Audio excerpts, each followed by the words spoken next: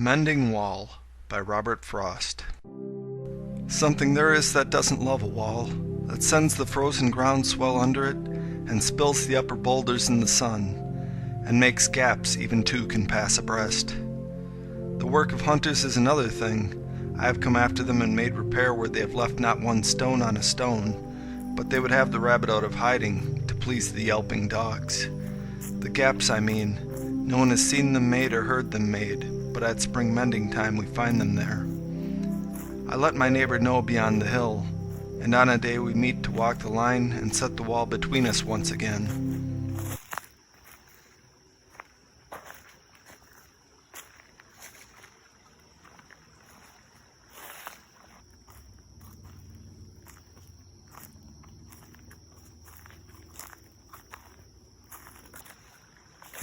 We keep the wall between us as we go, to each the boulders that have fallen to each. And some are loaves, and some so nearly balls we have to use a spell to make them balance. Stay where you are until our backs are turned.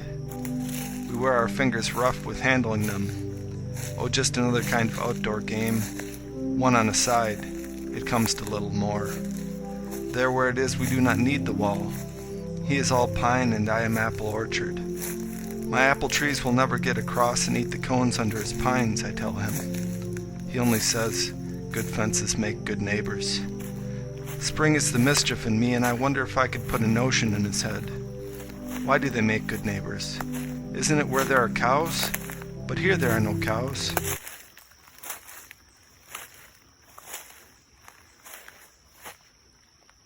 Before I built the wall, I'd asked to know what I was walling in or walling out, and to whom I was like to give offense.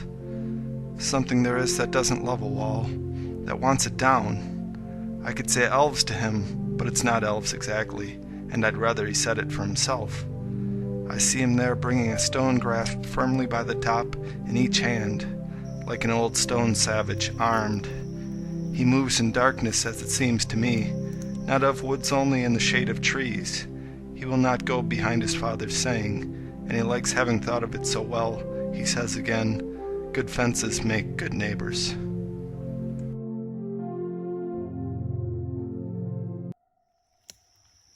This was filmed in my backyard on a glorious summer day in New Hampshire. The old stone walls of New Hampshire have always fascinated me, and I'm fortunate to have a few stone walls in my yard. Do you like this poem? What's your interpretation of it? I posted this poem because of its complexity and ambiguity, and although it was written in 1914, it seems to be just as relevant today. To me, the speaker clearly represents a liberal point of view, and the neighbor represents a conservative point of view. There's lots of layers in this poem, and we can learn a lesson from its ambiguity, that life can't be neatly tied up with adages and proverbs. Here's some insight into the poem from Austen Allen. Are borders necessary or regressive?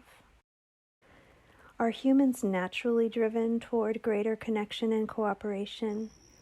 Or does some old, mistrustful instinct always hold us back?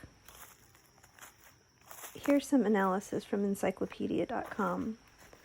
First published in Robert Frost's second collection, North of Boston, in 1914, Mending Wall is a narrative poem that presents an encounter between two neighbors whose property line is marked by a stone fence.